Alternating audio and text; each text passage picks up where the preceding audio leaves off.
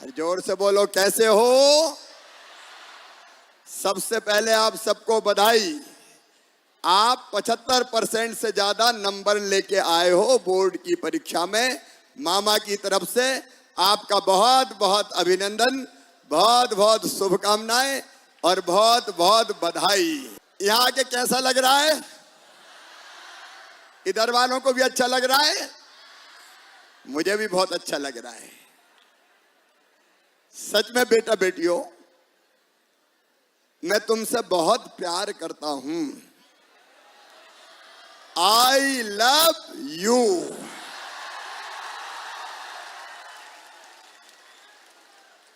तुम भी मुझसे प्यार करते हो कि नहीं?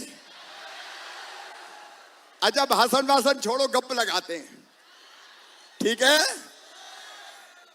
एक बात बताओ, मैं तुम्हें मुख्यमंत्री लगता हूं कि मामा? और मामा लगता हूं तो सगा लगता हूं कि सौतेला? देखो मेरे बेटा बेटियों, ये अपना मध्य प्रदेश अपना परिवार है, परिवार है। और मध्य प्रदेश में मैं काम करता हूं तो परिवार के भाव से काम करता हूं। 9.5 करोड़ का विराट परिवार अपना मध्य प्रदेश। और जैसे तुम्हारे मम्मी पापा सोचते हैं कि हमारे बेटा बेटियों का भविष्य सुरक्षित हो, वो सुखी रहें, उनका कैरियर बन जाए, वैसे ही सच कह रहा हूं बेटा बेटियों तुमसे, मैं भी दिन रात यही सोचता हूं मेरे भांजे और भांजियों का कैरियर बन जाए, उनका भविष्य सुरक्षित हो जाए, वो तेजी से आगे बढ़ें। बैठ के बात करें, बाद में फिर हाथ मिलाने आऊंगा, चिंता मत करो। थोड़ी देर गप तो लगा लूं। इच्छा तो ये हो रही कि तुमको गले लगा लूं मैं। देखो मेरे बेटा बेटियों, ये हमारे कैरियर के लिए बहुत महत्वपूर्ण साल है।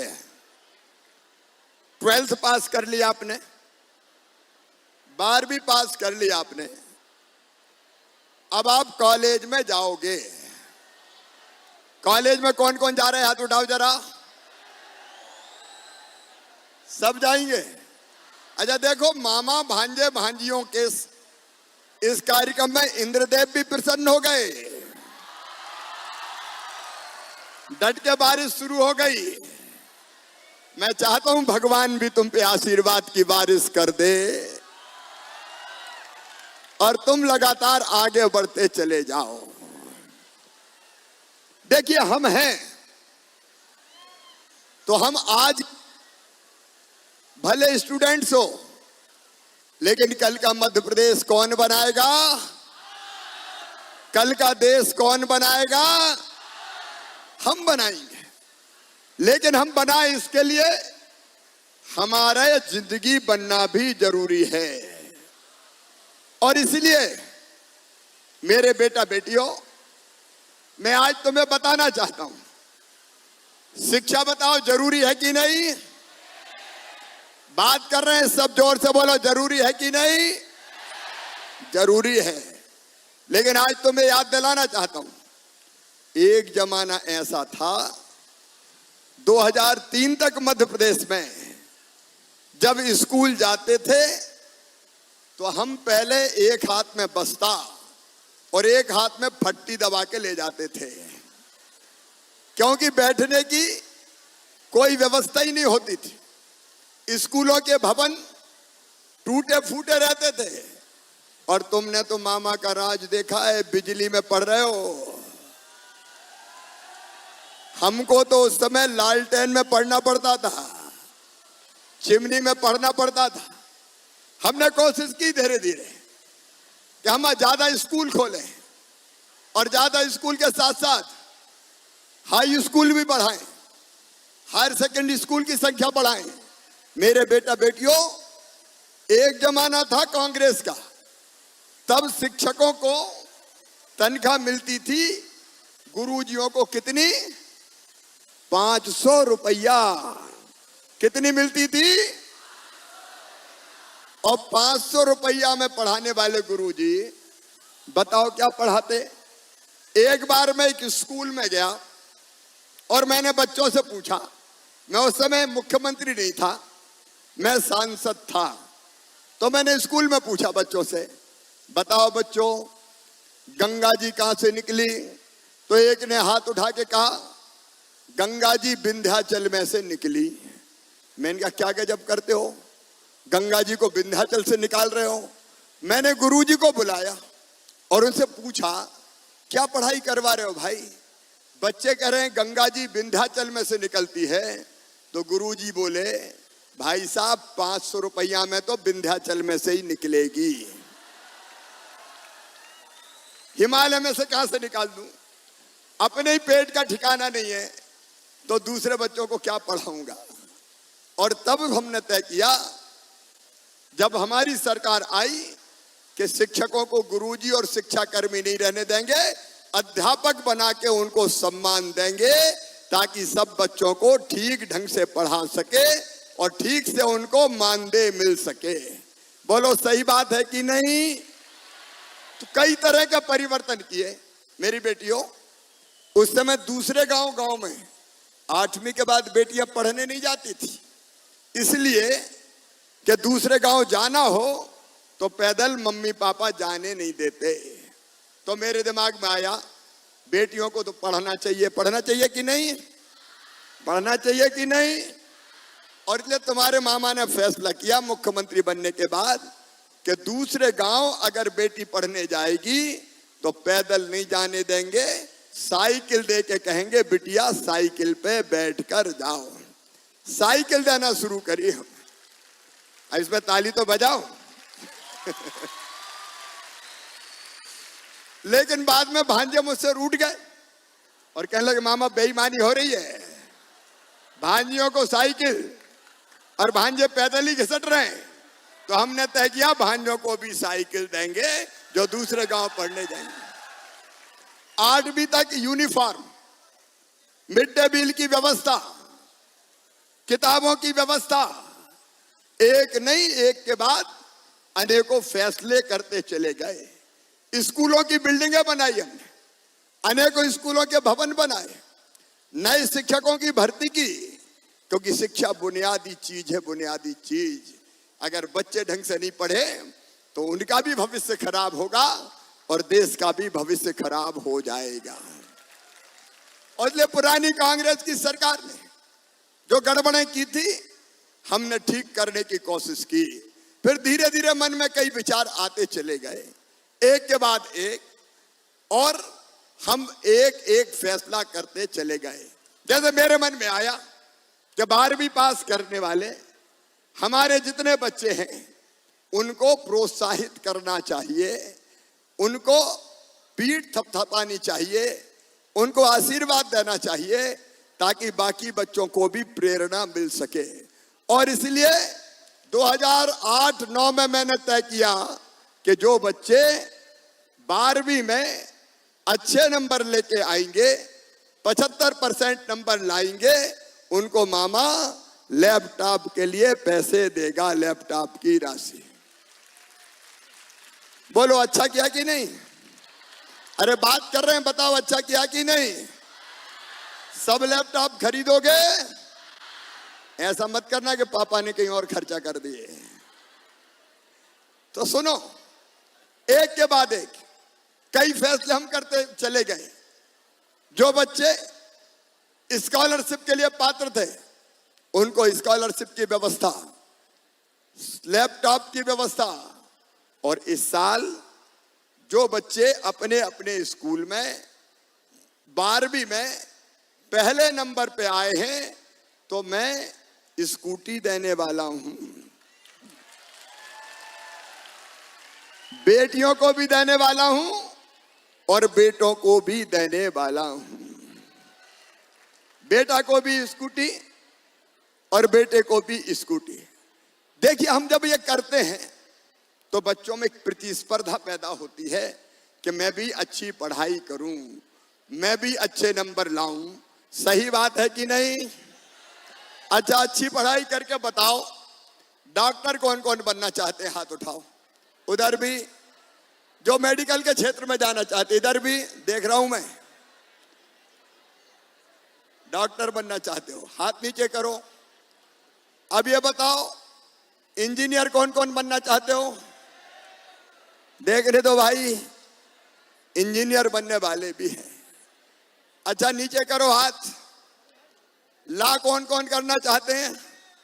ला वाले थोड़े दिख रहे। अच्छा, पढ़ाना कौन कौन चाहेंगे? प्रोफेसर, लेक्चरर, शिक्षा के क्षेत्र में हाथ उठाओ। शिक्षा के क्षेत्र में भी जाएंगे। अच्छा, बिजनेस मैनेजमेंट के कोर्स कौन कौन करेंगे? बिजनेस मैनेजमेंट, बिजनेस वाले भी बहुत हैं। अलग अलग कोर्स है अपने प्रदेश में भी, अपने देश में भी। कई अलग अलग शिक्षण संस्थाएं हैं, मेडिकल कॉलेज हैं, इंजीनियरिंग कॉलेज हैं। एक बात और बताऊं, जब मैं मुख्यमंत्री बना तो 5 मेडिकल कॉलेज थे मध्य प्रदेश में, केवल नए खोल ही नहीं रहे थे। अब हमने खोलते खोलते मेडिकल कॉलेज की संख्या 25 कर दी है, 25, ताकि बच्चों को डॉक्टर बनने का मौका मिल सके। अब एक सवाल पूछना चाहता हूं, पूछूं क्या? मेरे बेटा बेटियों, अगर हमने पीएमटी क्लियर कर ली या जेई मेंस क्लियर कर लिया या क्लेट के माध्यम से हमारा एडमिशन कॉलेज में 2 तरह से होता है बेटा बेटियों। एक होता है सरकारी कॉलेज में जिसकी फीस कम लगती है, और एक होता है प्राइवेट। जैसे private medical college, private medical college में अगर एडमिशन हुआ तो फीस कितनी होती है पता है? कितनी होती है? 2 लाख 3 लाख नहीं मेरे बच्चों, 8 से लेके 10 लाख रुपया साल होती है, हर साल प्राइवेट मेडिकल कॉलेज की। अगर 8 लाख रुपया साल हुई या मोटे तौर पर 10 लाख, तो 5 साल में कितने लाख रुपया हो गए? अब ये बताओ 50 लाख रुपया क्या हर मम्मी पापा दे सकता है? इधर वाले भी बताओ, दे सकता है क्या? मेडिकल कॉलेज हो प्राइवेट, चाहे इंजीनियरिंग कॉलेज हो प्राइवेट, चाहे आईआईएम में एडमिशन हो, चाहे हमारे अलग अलग आईआईटी में एडमिशन हो, मेरे बेटा बेटियों फीस बहुत ज्यादा होती है। अब एक बात मुझे बताना, अगर तुम्हारा एडमिशन हो गया, नंबर अच्छे आ गए और मम्मी पापा की आर्थिक स्थिति इतनी मजबूत नहीं है कि वो अपने बेटा बेटी को प्राइवेट फीस देके मेडिकल कॉलेज में पढ़ा सके, तो बताओ तुम क्या करोगे? आत्मा में तकलीफ होगी कि नहीं? दिल में दुख होगा कि नहीं होगा? बात कर रहे हैं बेटा बेटी, रियल होगा कि नहीं होगा? और ये सोच विचार मन में आएगा कि नहीं कि काश मेरे पास भी पैसे होते? आएगा कि नहीं? ये विचार सबके मन में आएगा। और पैसे नहीं होते तो मजबूरी में बताओ आंखों से आंसू आते हैं कि नहीं? मन तकलीफ में रहता है कि नहीं? इसलिए मेरे बेटा बेटियों, तुम्हारा मामा हूं ना, मैंने तय किया कि बच्चों की आंखों में आंसू नहीं आने दूंगा, मम्मी पापा को भी मजबूर नहीं होने दूंगा। तुम्हारा मामा मुख्यमंत्री है और इसलिए हमने ये फैसला किया है कि ऐसे बच्चों की फीस मम्मी पापा नहीं भरवाएंगे। कौन भरवाएगा? कौन भरवाएगा? तुम्हारे सपनों को मरने नहीं दूंगा, चाहे कुछ हो जाए। और इसलिए 3 लाख बच्चों की फीस अभी भरवा रहा हूं। मुझे कहते हुए तकलीफ है कि जब कांग्रेस की सरकार 18, 19, 20 में आ गई थी तो उन्हें लैपटॉप भी बंद कर दिए थे और उन्हें बच्चों की फीस भराना भी बंद कर दी थी। उन्हें बच्चों की जिंदगी बर्बाद करने का पाप किया। लेकिन सुनो मेरे बेटा बेटियों, आज तुम्हारा मामा कह रहा है चिंता मत करना, तुम्हारी फीस भरवाने की जिम्मेदारी तुम्हारी मामा की है, आगे बढ़ना है। क्योंकि तुम पूंजी हो देश के लिए, तुम असेट हो मध्य प्रदेश के लिए, अगर तुम्हारे सपने मर जाएंगे तो समझना कि प्रदेश भी मरेगा। बच्चों के सपने मरेंगे तो देश आगे नहीं बढ़ सकता। और इसलिए हमने तय किया कि किसी भी हालत में बच्चों को मजबूर नहीं रहने देंगे। बच्चों को कभी भी ये नहीं लगने देंगे कि काश हमारे पास पैसे होते। और इसीलिए एक के बाद एक अनेकों योजनाएं, ये मुख्यमंत्री मेधावी विद्यार्थी योजना की बात कर रहा था, तो हम लोग तैयारी करो बेटा बेटी, पीएमटी की तैयारी करो, जेईई मेंस की तैयारी करो, क्लेट की तैयारी करो, अलग अलग जहां जाना चाहते हो उन विषयों की तैयारी करो। उस तैयारी के बाद तुम्हारे साथ तुम्हारा मामा खड़ा होगा, भारतीय जनता पार्टी की सरकार खड़ी होगी। आप जरा अब बड़े हो गए हो, छोटे नहीं हो, जरा ईमानदारी से दिल के सोच के बताना, ये होना चाहिए कि नहीं अपने प्रदेश में? होना चाहिए, क्योंकि तुम कुछ बनोगे तो तुम देश को भी तो बनाओगे, तुम मध्य प्रदेश को भी तो बनाओगे, तुम अपने परिवार को भी तो बढ़ाओगे। और इसलिए शिक्षा जरूरी है। और इसलिए कई तरह के उपक्रम अभी इंदर सिंह परमार जी बता रहे थे।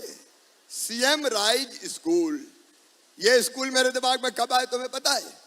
मुझे कोविड हो गया था, मैं अस्पताल में भर्ती था, तब मैंने बिस्तर पे ये सोचा कि सरकारी स्कूल प्राइवेट स्कूल से अच्छे क्यों नहीं होने चाहिए।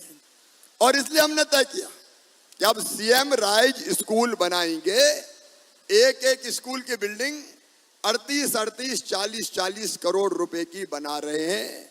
शानदार स्कूल की building, smart class, lab, library, playground. और आसपास के बच्चे अगर आएंगे तो पैदल नहीं आएंगे, बस जाएगी लेने और बस जाएगी छोड़ने। और स्मार्ट क्लास में मेरे बच्चों, स्मार्ट क्लास में अगर कोई दिल्ली मुंबई में भी खड़े रह के पढ़ाएगा तो सामने आपको पढ़ाते हुए दिखाई देगा, आप उससे सवाल भी पूछ सकेंगे। शिक्षा की गुणवत्ता बेहतर से बेहतर करना, ये मेरा टारगेट है बेटा बेटियों, ये मेरा टारगेट है। और इसलिए आज मैं एक ही संदेश देता हूं, एक, तुम कमजोर नहीं हो, तुम मजबूर नहीं हो, तुम्हारा काम मेहनत से पढ़ाई करना है। सुनो मेरे बेटा बेटियों, सब में बुद्धि होती है, अकल सब में होती है, और भगवान बराबर बराबर बांटता है, वो भेदभाव नहीं करता।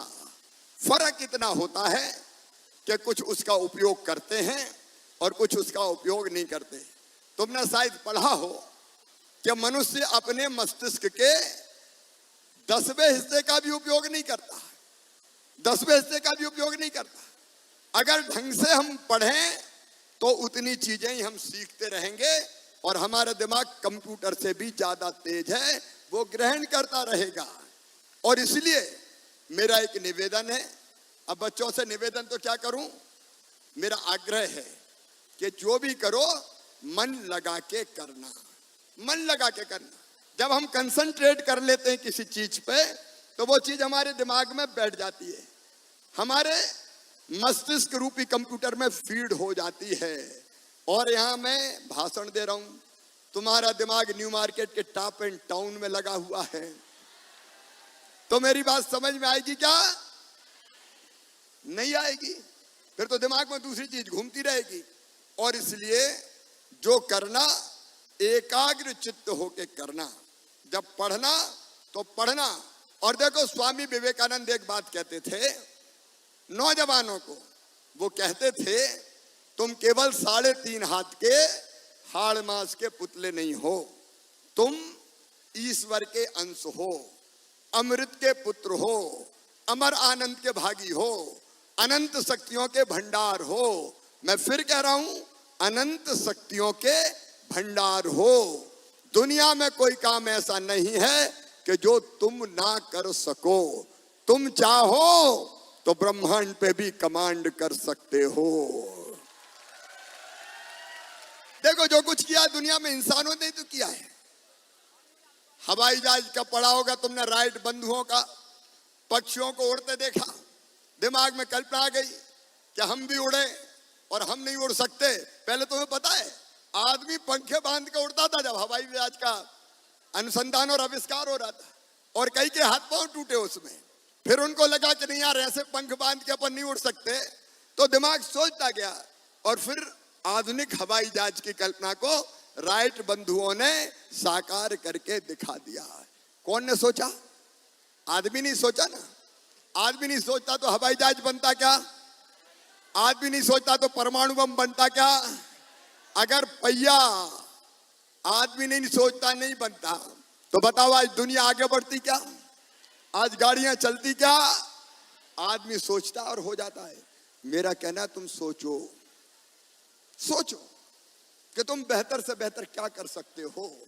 अब देखो, मेरे दिमाग में बचपन में आया कि शिवराज, साधारण जीवन नहीं जीना, कुछ ना कुछ करके मरना है। और मैं उसके कारण लगा रहा।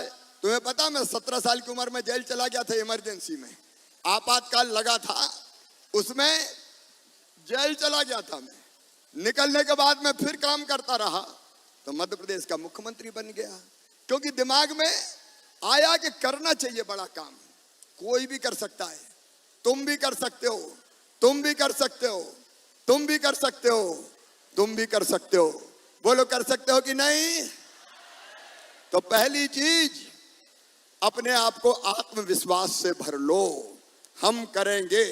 कोई किसी भी क्षेत्र में करो मेरे बेटा बेटी, खेल के क्षेत्र में करो, संगीत के क्षेत्र में करो, कला के क्षेत्र में करो, साहित्य के क्षेत्र में करो, इंजीनियरिंग के क्षेत्र में करो। स्टार्टअप अपने बच्चे शुरू कर रहे हैं। छोटे छोटी बेटियां स्टार्टअप कंपनियां बना रही है, और स्टार्टअप कंपनियों का इंदौर में टर्नओवर 8,000 करोड़ रुपया हो गया एक स्टार्टअप कंपनी का। बेटियां कर रही है, 20 साल की, 22 साल की, 24 साल की बेटे कर रहे हैं।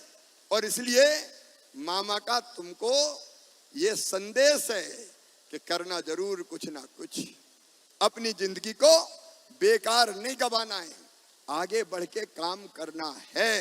बोलो, सब करोगे? इधर भी सब करेंगे।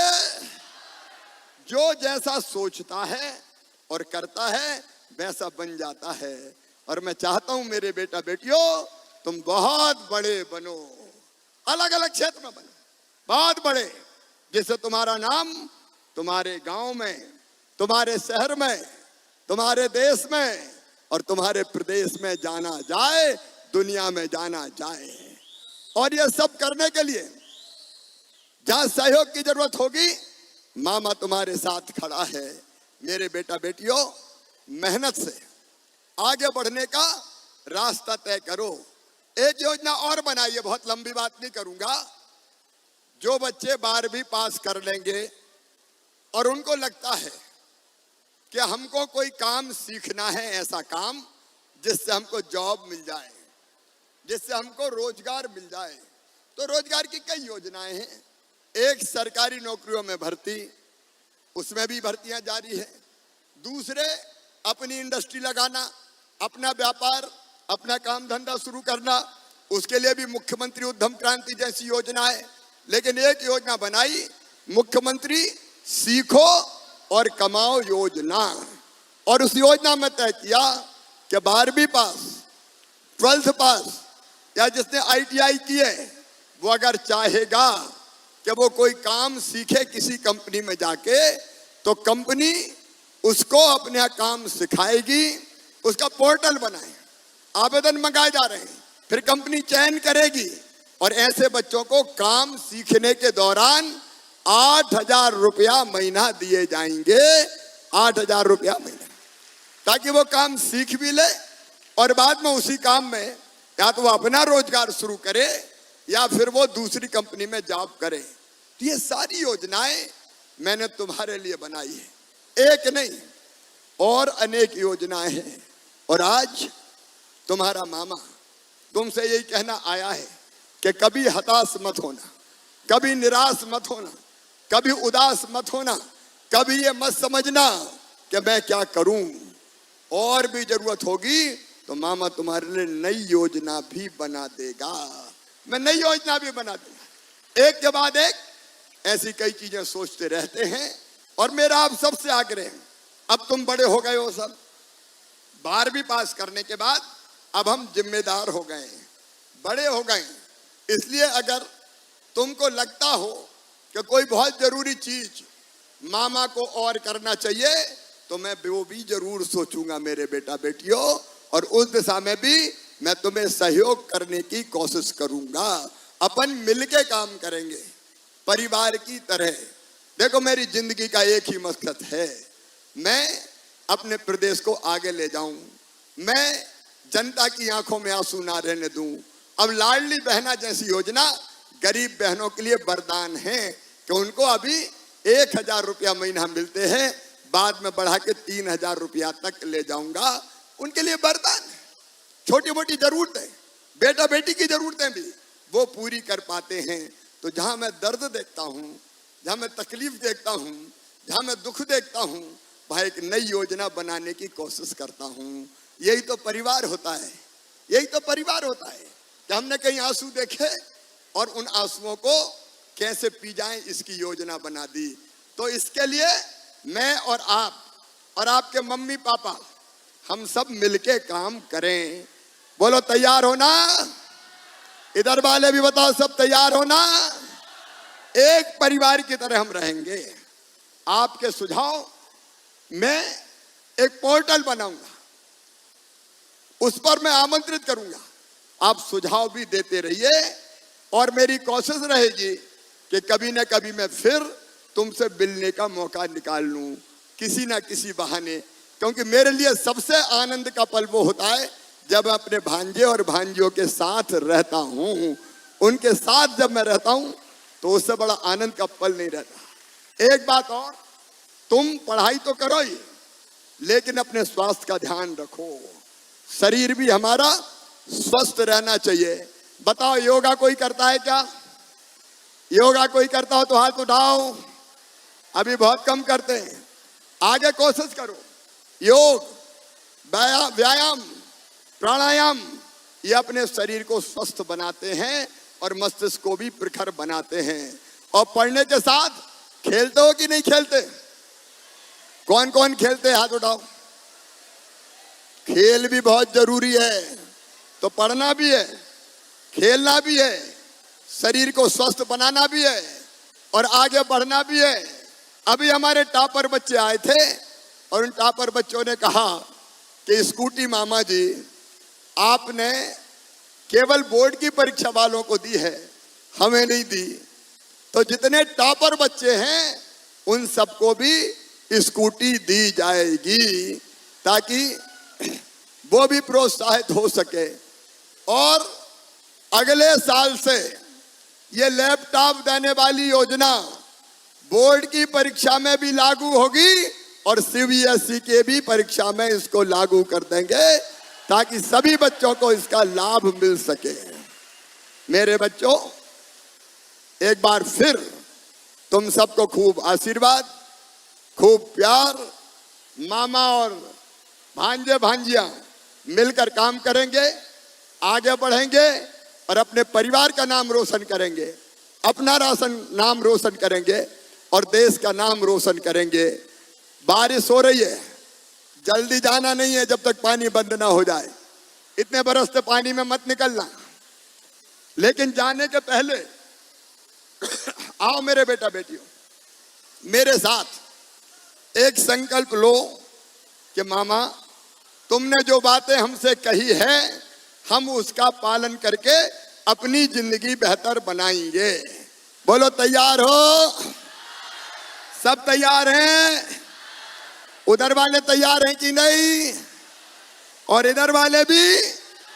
तो मेरे साथ दोनों हाथ ऊपर उठाओ, दोनों मुट्ठी बांधो और बोलो भारत माता की, भारत माता की, भारत माता की। वंदे वंदे वंदे। हमेशा खुश रहो, आगे बढ़ते रहो, यही प्रार्थना है। बहुत बहुत धन्यवाद।